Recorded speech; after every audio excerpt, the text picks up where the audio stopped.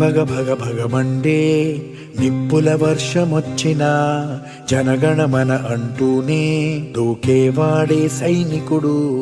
ఫెళ ఫెళ ఫెళ ఫెళమంటూ మంచు తుఫాను వచ్చినా వెనకడుగే లేదంటూ దాటేవాడే సైనికుడు. దడ దడ దడ దడమంటూ తూటాలే దూసుకొచ్చినా తన గుండెను అడ్డు పెట్టి ఆపేవాడే సైనికుడు.